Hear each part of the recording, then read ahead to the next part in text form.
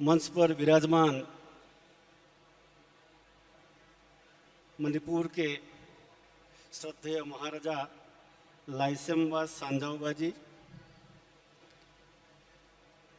मेरे सामने उपस्थित विद्वतजन, निमंत्रित अतिथिवृंद, बहनों भाइयों, सांबादिक बंधुओं, आज एक विशेष उपलक्ष्य में हम यहाँ उपस्थित हुए हैं। ये हमारे लिए सौभाग्य की बात है। एक बात मैं पहले बता के रखता हूँ, अपने असम के ये एक विख्यात साहित्यिक जापान गए थे, अंग्रेजी में भाषण दिया। भाषण के बाद कॉलेज का कार्यक्रम था, तो बच्चों ने पूछा, आज आप कौन सी भाषा में बोल रहे थे? बोला अंग्रेजी में। क्या तुमको समझ में नहीं आया? कुछ नहीं आया। कुछ अंग्रेजी समझ में नहीं आते? बोले नहीं आता है। बच्चा बोलता है, आप अगर आपके भाषा में बोलते, हमको एक नया भाषा सुनने का अवसर मिलता। इसलिए कार्यक्रम असम में है, राष्ट्रीय कार्यक्रम है,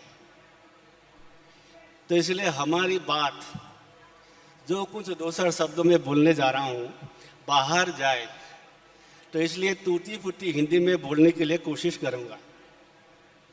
कुछ बातें हैं जो हमारे हैं, वो मैं असमिया में ही बोलने वाला हूँ। तो ये जो कार्यक्रम है लोक मंथन, हमारे लिए सौभाग्य की बात इसलिए है, ये कार्यक्रम गुवाहाटी में हो रहा है। और इस साल का विषय जो है लोक परंपरा है, ये और हर्ष की विषय है, खास करके पूर्वांचल के लिए। ये लोक कला, लोक परंपरा, लोक कथा, इसके लिए समग्र पूर्वांचल धनी है। हर गांव में जाएंगे, अलग अलग किस्से मिलेंगे आपको, अलग अलग प्रकार के लोक कथाएं, अलग अलग प्रकार के जो फोक सॉन्ग, फोक डांस कहते, वो मिल जाएंगे। जब बिहू मनाते हैं हम सबको, तब पता लगता है इतने विविध प्रकार के लोक कृष्टि संस्कृति हमारे असम में है। ये लोक मंथन जो है, जिस लोक परंपरा को, लोक कला को, लोक कृष्टि को आज आधुनिकता के नाम पर, प्रगतिशीलता के नाम पर हमने इसको आउटडेटेड मानते हैं, पश्चातगामी मानते हैं। थोड़ा अगर हम विचार करते हैं इसके गहराई में जाकर, तो हमको लगेगा भारत की जो संस्कृति को जो पुष्ट करने वाला विषय है, ये लोक कला का परंपरा ही है, जिसके द्वारा संपूर्ण भारत का एकता पुष्ट होता है। हमारे जो राष्ट्रीय एकता, हमारे जो संस्कृति, ये लोक कला, जिस कला को परंपरागत रूप से आज भी विद्यमान है, वो ही पुष्ट किया है। जब हम कहते हैं लोक परंपरा कब से शुरू हुआ, कहना कठिन है, कोई पंडित शायद एकमत नहीं है। तो हमें लगता है सभ्यता के शुरुआत से ही इस लोक कला, लोक परंपरा, लोक कला को बचाए रखने के लिए जो परंपरा, वो शुरू हुआ है। हड़प्पा मोहनजोदड़ो का जो उत्खनन हुआ, तब हम देखते हैं वहाँ गुफा चित्र हैं, वहाँ भित्ति चित्र है, मृৎशिल्प है, वो लोक कला के ही प्रमाण है। अर्थात और खास करके भारत की जो लोक कला, इसका परंपरा गांव से जुड़े हुए हैं। इसलिए जब हम भारत की लोक कला, लोक परंपरा की बात करते हैं, तो हम देखते हैं इसको बचाए रखने वाले, सुरक्षित करने वाले कुछ विशेष अंचल के कुछ विशेष लोग होता है और कुछ विशेष कार्यक्रम के समय उसको गाया जाता है, उस नृत्य किया जाता है, पूजा पाठ वगैरह किया जाता है। हम असम में अगर अलग अलग जगह पर जाएंगे, हमारे बामुंडी में जाएंगे, फिर सरथेबारी में जाएंगे, धींग में जाएंगे, एक परंपरा मिलेगी। कोई भी जाएगा वो खाना खा के ही आना पड़ता है। गांव गांव के सब लोगों को बुलाते हैं एक बार के भोजन के लिए, बाहर दिखता नहीं है। तो जिस लोक कला को हमने आज आउटडेटेड कहा है, ये एक्चुअली आज की जो हम जिसको संस्कृति मानते हैं, हम आधुनिक काल के प्रौद्योगिकी युग में अपने को फॉरवर्ड मानते हैं, प्रोग्रेसिव मानते हैं। जो विचार आज चल रहे हैं वही इसी का आधार लोक कला में, लोक परंपरा में वो लोग सुरक्षित रखे हुए से आज की ये स्थिति पाई है हमने। इसलिए मैं कहता हूँ ये लोक कला, लोक परंपरा ये आउटडेटेड नहीं है, विज्ञान है। हर जगह पर जाएंगे, आप दरंग में जाएंगे, ग्वालपारा में जाएंगे, कामरूप में जाएंगे, अलग अलग कृष्टि, अलग अलग लोक कला, अलग अलग परंपराएं मिलेंगे। एक दरंग जिले के अलग कृष्टि है, दरंग या कृष्टि बोलते हैं। वह है सुक्तनी ओझा, व्यास ओझा, नांगेली गीत, ऐसा अलग अलग प्रकार का नाम है। असम के लोगों को समझ में आएगा, कामरूप में नहीं मिलेगा। ग्वालपरिया गीत कामरूप में, दरंग में नहीं मिलेगा। कामरूपी ढोल बड़ा बड़ा ढोल बजाता है, कामरूपिया धुलिया बोला जाता है उसको। तो कामरूप के सिवाय और कहीं नहीं मिलेगा। अलग प्रकार का ओझापाली, जो विशेष कार्यक्रम पर गाने वाले एक पद्धति है, ओझापाली बोलते हैं, बाहर नहीं मिलेगा। तो इसलिए इसको हम अगर गहराई से जाते हैं तो हम देखते हैं ये लोक कलाओं में विज्ञान तो है ही, इसमें आध्यात्मिक और सामाजिक बातें हैं। कुछ न कुछ उत्सव के अवसर पर इसको नृत्य गीत को किया जाता है। इसलिए हम देखते हैं हमारे असमिया भाषा के पहले भी ये भाषा का रूप लिया। इससे पहले फकरा योजना बोलता है इसको। तो सामाजिक जीवन में जो साधारण बात है उसके जरिए लोगों तक पहुंचने का एक पद्धति थी। मान लीजिए कहीं जाने के लिए तैयार हुए तो देखेंगे आज कौन सा बार है, किधर जाना है, किधर नहीं जाना है। डाकोर बसन समझना तो मुश्किल है, डाक क्या है। एक परंपरागत चलता आ रहा है, एक सामाजिक शिक्षा है।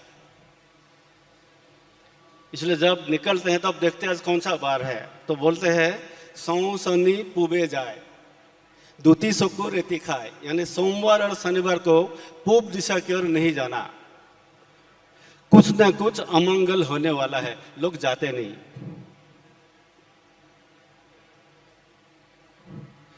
आजकल तो केले की खेती की बहुत बड़ा और उद्योग बना है। तो कैसे खेती करना, तो कृषक लोगों को समझाता था। अथियात गोबर, मनोहरत जाबर, पूरात खाए, मालभगत चाय। किस प्रकार के केले को किस तरह यत्न लिया जाता है वो एक श्लोक के माध्यम से बताया जाता है। मास स्केल पर आजकल केले की खेती होती है, उद्योग बन गया है। तो पहले लोग बोलते थे तिनिखा हाथी जुपा रुबा कौल, माहे के पखे के सिकुनाबा तौल, पतपसला लाभत पबा, लंकार बनिज हाथत पबा। यानी कृषि से लेकर रामायण की कथाएं चलती थी, महाभारत की कथाएं चलती थी, हादो कथा, स्टोरी, ये एक परंपरा थी जिसके द्वारा समाज के लोगों को संस्कार देने का काम किया जाता था। तो इसलिए आज हम आधुनिक बने हैं, ऐसा कुछ भी करते हैं, पुरानी बातों को हम आउटडेटेड कहते हैं। पूजा पाठ हम करते ही है, खासकर जो कर्मकांड के लोग हैं। पूजा पाठ न मानने वाले लोग असम में भी है, वो भी एक बात को मानता है। जब हम पेड़ पौधों की पूजा करते हैं, लोग हंसते हैं, ये एनिमिस्ट है। एनिमिस्ट का मतलब क्या होता है? जिसमें जो लोग सब में जीवात्मा देखते हैं, भगवान को देखते हैं। महापुरुष शंकर देव ने भी बोला था, कुकुर से गालो गर्दवर आत्माराम। कुत्ता, सियार, गधे सब में आत्मा है, सब में भगवान है। जत जीव जंगम कीट पतंगम अगनग जग तेरी काया। सृष्टि में जो भी है उसमें भगवान है, ये अपनी संस्कृति की मान्यता है। इसलिए हम पेड़ पौधों को पूजा करने का पहले से ही पद्धति है। आज सरकार भर भर होर्डिंग लगाती है, कम से कम अपने जीवन में एक पेड़ लगाओ। क्यों हुआ? 1896 से पहले विश्व के लोगों को मालूम नहीं था पेड़ पौधों में भी जान होता है, उसका भी संवेदनशीलता है। जब सर जगदीश चंद्र बोसु ने बोला, लोग उसका मजाक उड़ाते थे। खास करके विरोधी जो साइंटिस्ट है वो मजाक उड़ाते थे। तो उन्होंने घोषणा कर दिया, मैं प्रमाण करके दिखाऊंगा। तो विरोधी जो वैज्ञानिक लोग थे वो आपस में बातचीत करते थे कि भाई आप जाएंगे कि नहीं जाएंगे। कई लोग बोले ऐसे बकवास बातों के लिए हम जाने वाले नहीं है। तो बाद में देखा गया सब के सब विरोधी साइंटिस्ट आ गए थे। वाकायदा जगदीश चंद्र बोस ने स्टेज में जाकर सारे इक्विपमेंट लेकर दिखा दिया, प्रमाण कर दिया कि भाई पेड़ पौधों में भी जान है, पेड़ पौधों का भी संवेदनशीलता है। जो विरोधी साइंटिस्ट थे, पास वाले बैठने वाले उसको पूछते थे तो आपका कोई प्रश्न है? कोई प्रश्न नहीं है। जो भी प्रश्न मन में उठता है दूसरे प्रयोग में वो बता देता है। हमारी परंपरा क्या है? जब लोग मरता है तो अपने यहाँ बाहर के भी होंगे पता नहीं, असम में एक परंपरा है, शव जो है वो रातों रात श्मशान में ले जाना चाहिए। सुबह नहीं होना चाहिए, उससे पहले ले जाना चाहिए। अगर श्मशान में ले जाना है, कंधे पे हांगे बोलते हैं उसको, वो बना के लेके जाना है, इसलिए वो बांस से बनता है। तो बांस को काटना पड़ता है। जब बांस काटने के लिए जाता है तो बूढ़े बुजुर्ग उसको बोलता है, वह काटने से पहले ऐसा 3 तालियां बजाओ। क्यों? क्योंकि बांस जो है रात को सोता है, पहले जगा लेना चाहिए। कोई वीआईपी अतिथि आ गया मान लीजिए, घर में तामुल है, पान नहीं है। ये तामुल पान अपनी परंपरा है, सांस्कृतिक परंपरा है असम का। तो तामुल देना चाहिए। तामुल है, पान नहीं है। पान मतलब पत्ता। तो रात को पत्ता तोड़ दे जाता है, फिर नमस्कार करके बोलता है, वीआईपी अतिथि है, इसके लिए आपको तोड़ना है, क्षमा कीजिए। अर्थात जो कभी किसी स्कूल कॉलेज में न जाने वाले हमारे पूर्वजों को मालूम था पेड़ पौधों में भी जान होता है। विज्ञान है कि नहीं? तिनसुकिया में एक मंदिर है, तिलिंगा मंदिर। विश्वास है लोगों का, तिलिंगा वहां बांधने से मनोवांछा पूर्ण होता है। इतना तिलिंगा बांधा है, तिलिंगा मतलब घंटा। वो बांधते बांधते पेड़ का टहनिया भी टूट गया। तिलिंगा बांधने से मनोकामना पूर्ण होता है कि नहीं होता ये हमको नहीं मालूम, किंतु किस लिए बांधते हैं? प्रकृति की सुरक्षा। जो कर्मकांडी लोग यहाँ बैठे हैं, अपने पूजा पाठ में 5 प्रकार के वृक्ष लगता है। देखिए आप, पांचों के पास चिरहरित है, एवरग्रीन है, जिसको हम अंधविश्वास या आउटडेटेड मानते हैं, हर सब में विज्ञान है। ये जो महापुरुष शंकरदेव ने कहा, ये वेदांत है, सर्वम खलविदम ब्रह्म, सब में हम भगवान दिखते हैं। ये जो समान परंपरा, समान लोक परंपरा कैसे है? शायद 84 की बात है, 1984 में मैं पूना में था, तो सो रहा था, गहरी नींद में था। 1-1:30 बजे एक भाई साहब आया और हमको जगा दिया, कहते भाई साहब उठिए उठिए। तो रात को 1:30 बजे गहरी नींद में था, तो मैं उठ गया। तो बोले क्या हुआ? कुछ हुआ कुछ नहीं, ऐसे नहीं, ऐसे सोते हैं। क्यों? पश्चिम में सर देना माना है, इसको हम असल में नापाई कहते हैं, नहीं करना। पश्चिम में सिर देना। अभी पता चला पृथ्वी खुद एक चुंबक है, इसलिए शरीर के लिए हानिकारक, ये पूर्वजों को मालूम था। हम तो आज आधुनिक बने हैं। ये कोरोना काल में क्या हुआ? अभी भी गांव में हमारे लोअर असम में कम, अपर असम में ज्यादा है। बाहर से आएंगे तो कपड़ा उपड़ा बदल कर अंदर जाना, बाहर जाने के लिए अलग कपड़ा होता है। हम तो आधुनिक बन गए, साफ सुथरा रहते हैं। जो स्लीपर बाथरूम में जाता है वही स्लीपर पाकघर में जाता है, क्योंकि मॉडर्न है। कोरोना ने सिखा दिया है। ये गलत परंपरा नहीं है, ये साइंटिफिक परंपरा है।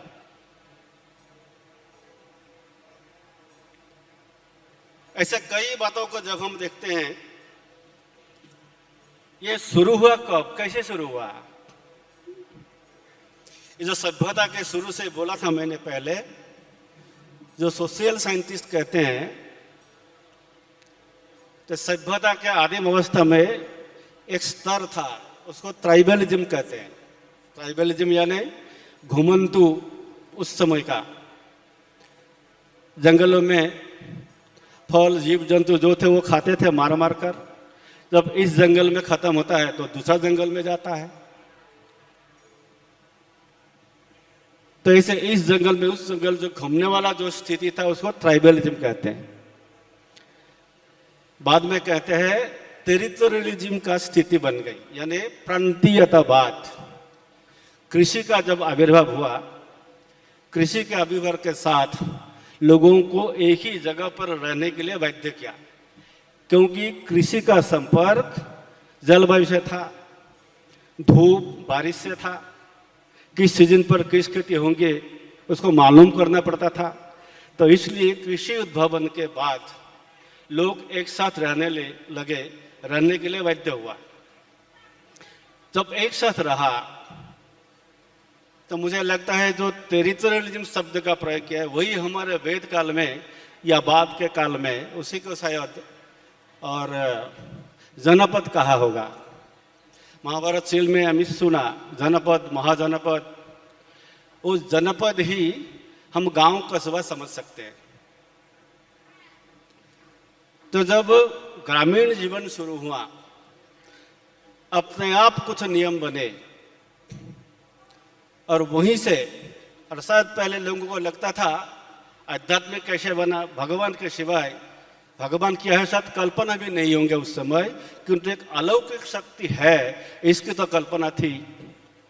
तो इसलिए इस अलौकिक शक्ति को पूजा अर्चना, उनको संतुष्ट करने के लिए कुछ भी नृत्य गीत के साथ शायद ये लोक कला, लोक नृत्य, ये हमारा बिहू भी ऐसा ही हुआ। इसलिए शुरू में बिहू का बहुत विरोध किया था हमारे पहले के जो और ज्ञानी विज्ञानी लोग बहुत विरोध करते थे। आज हम स्टेज पे बिहू देखते हैं, बिहू ऐसा नहीं था। तो इसलिए और एक बात हम देखते हैं, ये जो लोक परंपरा है, अभी भी कुछ लोगों ने अब तक सुरक्षित रखा है। इसके पीछे या तो प्राकृतिक या विज्ञान या आध्यात्मिक होता है। अब मन में एक बार विचार कर लीजिए, ये जो स्थानीय लोक कलाएं हैं कब कब किस अवसर पर किया जाता है। ये जो ओझापल्ली की बात किया मैंने, पूजा, विभिन्न पूजा के, दुर्गा पूजा, लक्ष्मी पूजा से लेकर अलग अलग जो पूजा की पद्धति, उसमें सारा ओझापल्ली गाया जाता है। इसमें जो आध्यात्मिकता, इसमें जो विज्ञान है, इसमें जो सामाजिक ज्ञान देने वाली जो प्रथा ये पहले से चलती आ रही है। तो अपने यहाँ भारत के लोक कला परंपरा इसलिए कहा जाता है कि ग्रामीण जीवन से शुरू हुआ। अब व्याख्याकार इसलिए बोलता है जो ग्रामांचल के या कि दूर दराज जंगल गुफाओं में रहने वाले, आज पहाड़ों में रहने वाले जिनको जनजाति कहते हैं, उस विशिष्ट अंचल के विशिष्ट लोगों ने कुछ विशेष अवसर पर करने वाले जो कलाएं हैं, इसको कहते हैं लोक कला। जो लोग इसको सुरक्षित रखा है, एक परंपरा उन्होंने आज तक चला के रखा है, इसको कहते हैं लोक परंपरा। इसलिए हम अगर देखते हैं, जो मैंने बोला पहले, आज की जो अपनी संस्कृति इस लोक कला, लोक परंपराओं से ही पुष्ट हुआ है। तो इस बात को हमको भूलना नहीं चाहिए। जो बाहर के लोग कहते हैं, बाहर के मतलब अलग विचारधारा के लोग जो कहते हैं भारत में विविधता है, विविधता है। हमने भी 5-6 में भूगोल में पढ़ता था, विविधताओं में एकता। बाकी तो सब बोलते थे, कहीं गर्म कहीं ठंडा, कहीं के लोग काले कहीं के लोग गोरे, पहनावा अलग अलग होता है, खान पान अलग अलग होता है, फिर भी एक है। फिर भी क्यों एक? इस बात को हमको समझ में नहीं आया था। क्यों एक? अपने संस्कृति के कारण एक। जो सब में भगवान को दिखने वाला सर्वम खलविदम ब्रह्म, इस अपनी संस्कृति में ये मूल चिंतन है।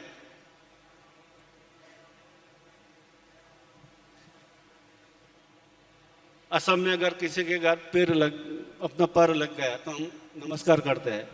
केवल असम में नहीं करते, गुजरात में भी पैर अगर लग जाता है तो भी नमस्कार करता है, क्योंकि सब में भगवान है। सर्वम खलविदम ब्रह्म कुकुर श्रीगालो गर्दवरात्मा राम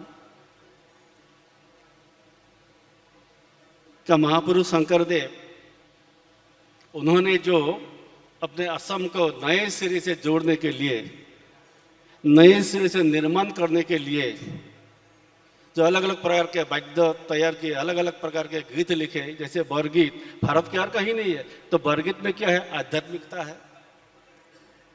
ये अपनी जो भारतीय जीवन मूल्य है, शाश्वत जीवन मूल्य, जो पूरे विश्व के लिए आवश्यक है, इस जीवन मूल्यों को संजय रखने का जो प्रचेष्टा पहले से ही चल रहा है, इसको बोलते हैं लोक परंपरा। केवल इसमें ही नहीं, बीच में एक खेल आया, अटिया पटिया कहते हैं। तो हमको सिखा रहे थे अटिया पटिया ऐसा है। अटिया पटिया शायद महाराष्ट्र का शब्द है।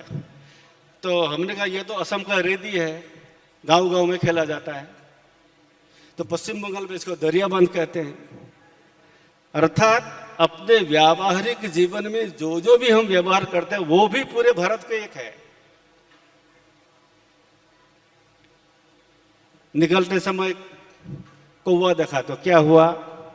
पीछे से कोई निकलते समय पीछे से कोई आवाज देकर बोला तो क्या होता है? सब में एक समान, इसके पीछे एक समान विचार है। निकल गया घर से, पीछे से कोई बुलाया, फिर हम पूरा वापस आते हैं या तो जाते ही नहीं।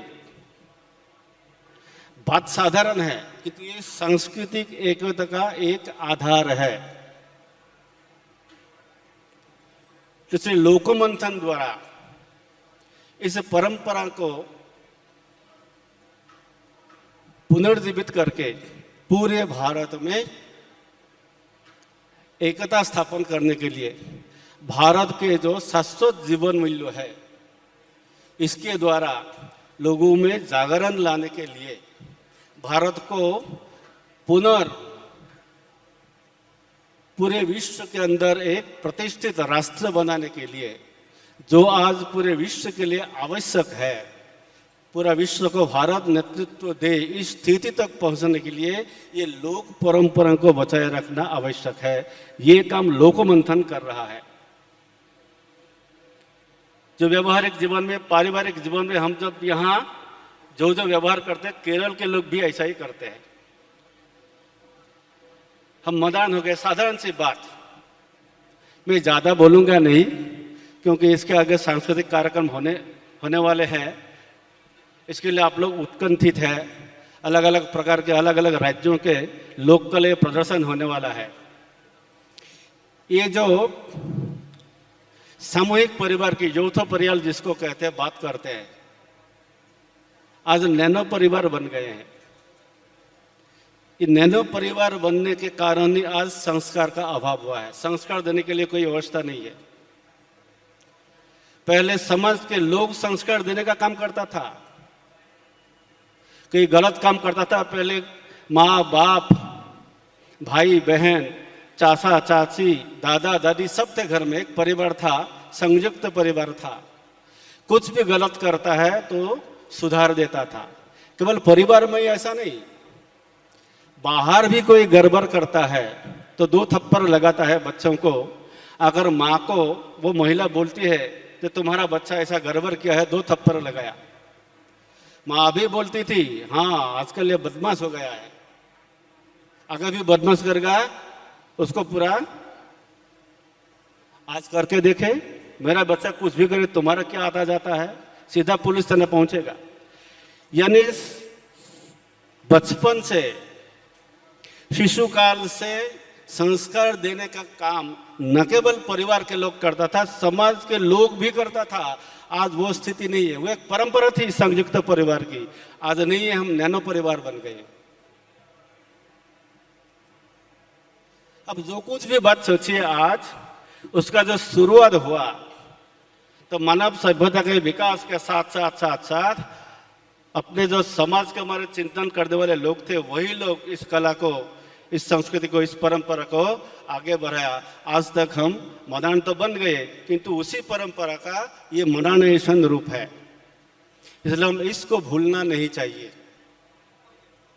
लोक मंथन के द्वारा, इसके पहले रांची में, भोपाल में हुआ था, ये तीसरा असम में हो रहा है। ये अपने पूरे पूर्वांचल के लिए गौरव की बात है।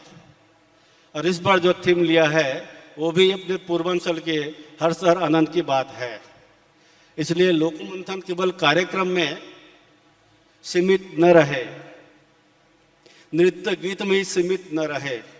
ये लोक मंथन का जो उद्देश्य है वो अपने हर परिवार में, हर व्यक्ति तक जाए, अपने व्यवहार में उसको लाए, उसके लिए लोक मंथन है। ये तो एक कार्यक्रम है और इसके जरिए हम भारत के, पूरे देश के, अपने राष्ट्रीयता के, अपने राष्ट्रीय जीवन मूल्यों को पुनरुद्धार कर सकते हैं। तो इसके कारण मैं सभी से निवेदन करता हूं, इस कार्यक्रम में तो हम हैं, किंतु इसका जो लक्ष्य है, उद्देश्य है, इसको हम अपने जीवन में, अपने परिवार में ले जाए, व्यक्तिगत व्यवहार में लाए, तब भी ये लोक मंथन का कार्यक्रम सफल होगा, ऐसा मेरा मानना है।